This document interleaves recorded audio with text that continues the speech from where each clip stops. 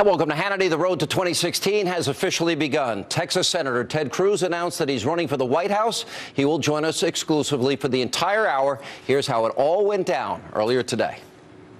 Time for truth. Please join me in welcoming back to Liberty University, Senator Ted Cruz.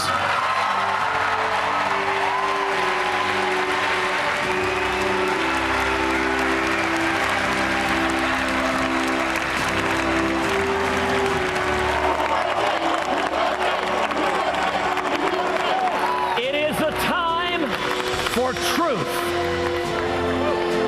It is a time for liberty.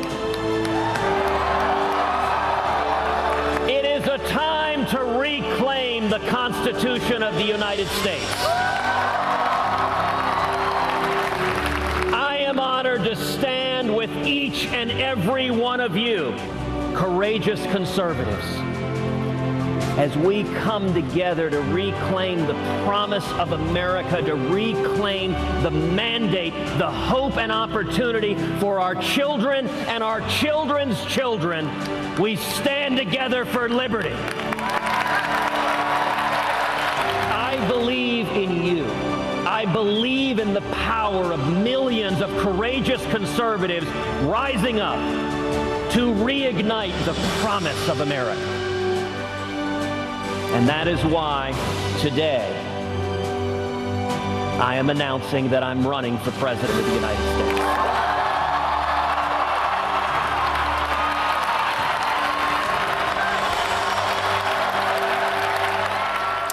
Joining us now, the man himself, 2016, now official presidential candidate, Texas Senator Ted Cruz. Senator, good to see you. Welcome aboard. Sean, always great to join you. All right, those kids are adorable. Well, thankfully, they look just like their mother. Well, interesting, no teleprompter. First out of the gate by design? Well, it's time to get in there, and it's time to start making the case that we got to change what we're doing. I think there is an urgency to what we're facing in politics that's unlike anything you or I have ever seen before. I think it's now or never. I don't think we've reached the point of no return yet, but we are close. And I think if what is the point of no return? Well, we've seen our national debt go from 10 trillion to 18 trillion. It's larger than the size of our whole economy. We're seeing our constitutional rights constantly under assault from the federal government. And we're seeing America recede from leadership in the world. And the world is melting down. I think if we have 4 or 8 more years on this same path, we risk doing irreparable damage to this country. I'm going to get into the specifics on the economy, on foreign policy. First, a couple of questions about Ted Cruz. You went through a little bit of your family history and your family life story. Try and sum that up. Very fascinating background. I didn't know a lot of the things you said today. Well, it was great. My family was all there and able to join me. I shared my mom's story. You know, my mom grew up in Wilmington, Delaware. She grew up in an Irish-Italian working-class family. Her mom, my grandmother, was the second youngest of 17 kids. I mentioned that my mom's uncle ran the numbers in Wilmington. I got to admit, my mother was a little horrified that I said that up there. And my grandfather, my mother's father, was a tough man. He drank too much, and he didn't have very enlightened views. He didn't really think women should get an education. And my mother is very soft-spoken, but she's strong-willed and very bright. And she stood up to her dad. She battled her father. 17 kids. And, well, that was her mother. Her mother, right. And my mom became the first person in her family ever to go to college. And she went to Rice, graduated in 1956 with a degree in math, and went into computer programming at Shell. I mean, was shattering glass ceilings. And it's, my mom is 80 this year, and she was there at the event, and she is a woman of strength and fortitude, but also incredible compassion. She is a wonderful mom and an incredible grandmother to our 2 little girls. And your dad fought Batista and Cuba, came here at 18. He did, and one of the things I tried to do with the students at Liberty is try to help put them in his shoes. That he was 14, 15 years old. He was a kid in high school in student council when the revolution began. And the revolution in Cuba, it started in the student councils, in the high schools, in the colleges. And you know, I've sort of laughed. I was in student council growing up, but nobody would confuse our student council with revolutionaries.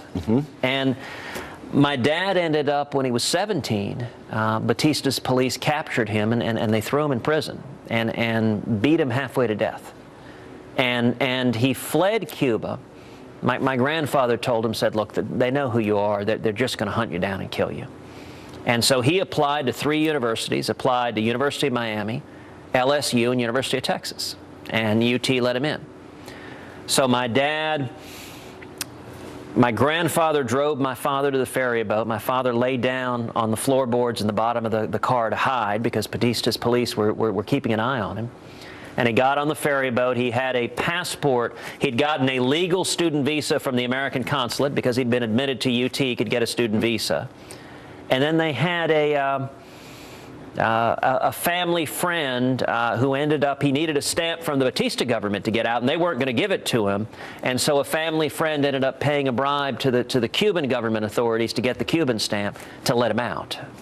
And he took a ferry boat to Key West and then got on a Greyhound bus and went all the way to Austin and couldn't speak English. Had $100 in his underwear. It's a very similar story for a lot of families, my family as well. There have been issues. You were born in Calgary, in Canada. Right. Is there a birth certificate issue? I don't mean to, I know, I did look at social media today, and it did come up a number of times. I want to give you a chance to address it. I know you mentioned it at CPAC. Yeah. Look, there's political chatter on it. The facts are clear. I was born in Calgary. My parents, as a legal matter, my mother is an American citizen by birth, and it's been federal law for over 2 centuries that the child of an American citizen born abroad is a citizen by birth, a natural-born citizen, which is what the Constitution requires to run. And several prior candidates have had this issue. John McCain was born in Panama. George Romney, Mitt's dad, was born in Mexico when his parents were Mormon missionaries down there. And actually, Barry Goldwater, a lot of people don't know this, was born in Arizona before Arizona was a state. And so as a legal matter, the issue is quite straightforward, that if you or I travel abroad and we have a child that's born abroad and we're American citizens, that child is a natural-born citizen. Why does Ted Cruz, why do you, Senator, want to be president? It's a big decision, big impact on your family. And how would a Cruz presidency differ from an Obama presidency? Well, our country's in crisis. And we were talking just a minute ago, we've got to change the direction that we're on. One of the things I talked about this morning in the announcement speech is so many Americans across this country feel that the promise of America is drifting away from them, is unattainable, that the miracle that was this nation, that our rights, we understand they come from God and not government, that government is limited, and that any one of us can come, like your family, like my family, with nothing and achieve anything. That's slipping away. If you think that's slipping away, here are the numbers. 92 million Americans not in the labor force, highest number since the 70s. Almost 50 million Americans on food stamps, almost 50 now in poverty, almost 20 million more than when President Obama took office. 18 trillion in debt, 100 trillion in unfunded liabilities. Those are real economic problems. Specifically, how do you bring a budget in balance? How do you fix this economy? How do you get those people back in the labor force? Well, we can turn it around, and how you do it is all interconnected. My first and top priority is growth and jobs and opportunity. You know, if you look at the federal budget, you're a numbers guy. There is only one first-order variable when it comes to the budget, and that is economic growth. Everything else is a second or third order variable. Everything else, spending? Even spending is a much smaller impact on the federal budget than growth. Historically in this country, we've averaged 3.3% growth a year since World War II. There have only been 2 4-year periods where growth has averaged less than 1% a year. 1978 to 1982. Now that was coming out of Jimmy Carter. Same failed economic policies. And then 2008 to 2012, where GDP growth averaged 0.9% a year. If we can get back to historic levels of growth, 3, 4, 5%, suddenly the federal budget picture transforms. Suddenly we have the revenue to take care and support our troops and build our military to defend this nation. Suddenly it becomes possible to step in and preserve and reform Social Security and Medicare. Suddenly it becomes possible to turn the problems around. The way government works, you have baseline budgeting, where there's built-in increases every year. We've had this president will accumulate as much, if not more, debt than every other president before him combined. Yes. That's unsustainable, right? So spending has to be a part of it. Do you cut back? Do you curb spending? Absolutely, yes. And, you know, one of the things you've advocated is the penny plan. I think the penny plan has an awful lot of force to it. And I am an emphatic advocate of a balanced budget amendment, putting in the Constitution a strong, balanced budget. Every year it must be in balance. With the penny plan, it would cut 1 penny out of every dollar every year for 6 years, and you would get, without growth, a balanced budget in 6 years. Would you support cutting a penny out of every dollar, defense, Social Security, Medicare? Look, you're going to be hard-pressed to come up with a cost-cutting program that I'm not going to support. I do think the military, we need to look at the growing national security threats, and we need to make sure we take care of the men and women of the military, and we provide what we need to protect this nation. And also, if you look at the budget, you cannot bring the budget into control without taking on entitlement reform. 2/3 of the federal budget is entitlement. So if you don't talk about entitlements, you can't do it. Entitlements, means testing? Absolutely. Raise the age of eligibility? Sure, yes. So somebody who paid into their whole life into Social Security happens to have been successful, all that money that they were promised, no. Well, look, I think any Social Security reform that you do, for those people who are seniors, for those people who are near retirement, we need to honor the commitments we've made to them. Are you talking about future generations? You're talking about future generations. People my generation, I'm 44. There are not a lot of people in my generation who think Social Security is going to be there. I'm 53. I'm close to your generation, probably one step ahead. All right. I want to talk more about the economy, problem solving, what your answers are. We have a lot to get to. Coming up, we're just getting started with Senator Ted Cruz, and he'll be here for the entire show tonight.